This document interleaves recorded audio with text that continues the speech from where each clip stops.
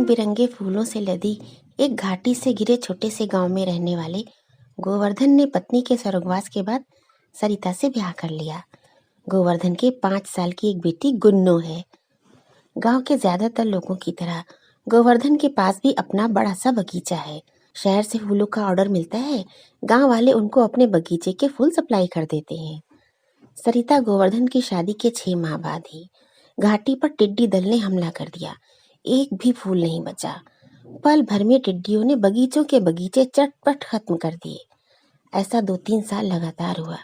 गांव वालों की जमा पूंजी खत्म हो चली थी। आजीविका पर संकट आ गया था। एक दिन गुन्नू को बहुत जोर से भूख लगी थी। खाने के लाले पहले से ही पड़े थे। उस पर गुन्नू ने जब सरिता से खाना मांगा तो सरिता का पारा और भी चढ़ गया। उसने पहले गुन्नू को जमीन में धक्का दे दिया, फिर गुन्नू को कोठरी में लाकर पटक दिया।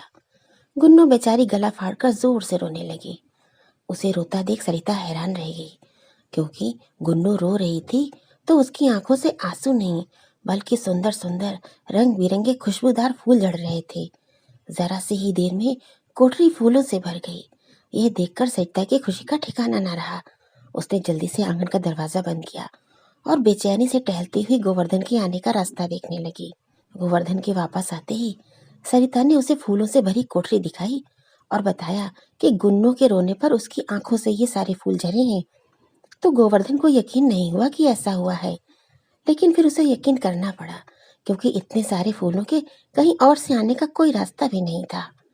गोवर्धन और सरिता ने फूलों को बोरियों में भरा। सुबह सूरज निकलने के पहले ही गोवर्धन शहर जाकर फूलों को बेच आया। बहुत दिन बाद गोवर्धन की आमदनी हुई थी। सरिता ने घर में दावत वाला बढ़िया खाना बनाया।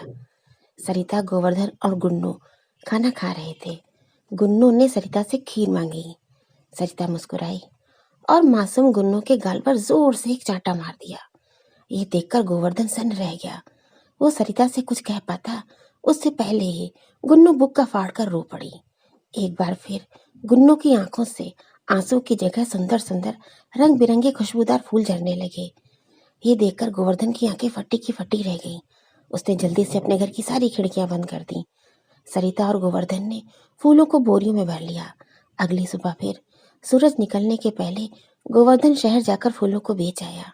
गोवर्धन सरिता ने छुपाने की बहुत कोशिश की, मगर गांव वालों को पता लग गया कि गोवर्धन सुबह सुबह फूल बेचने शहर जाता है।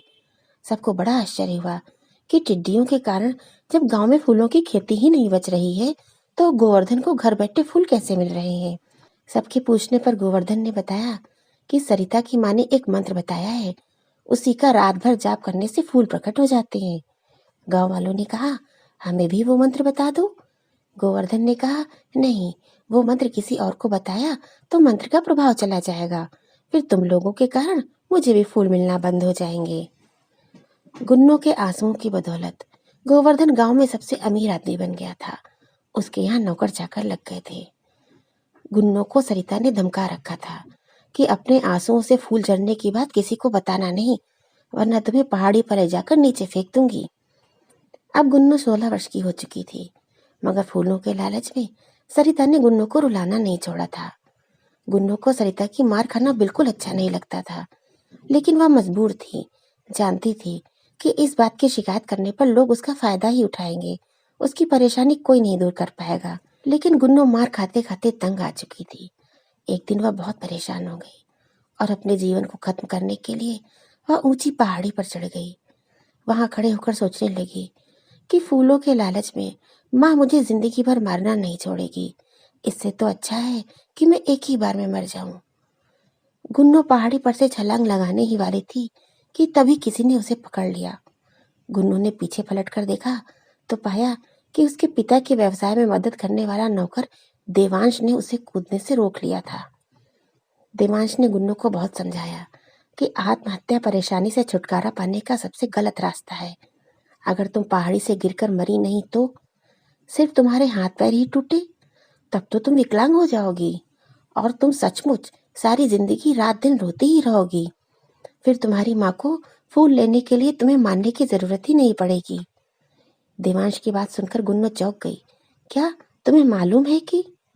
हाँ, मुझे मालूम है, देवांश ने बताया। एक रात मैंने तुम्हें तुम्हारी माँ को तुम्हारे घर के पीछे बनी कोठरी में ले जाते देखा था।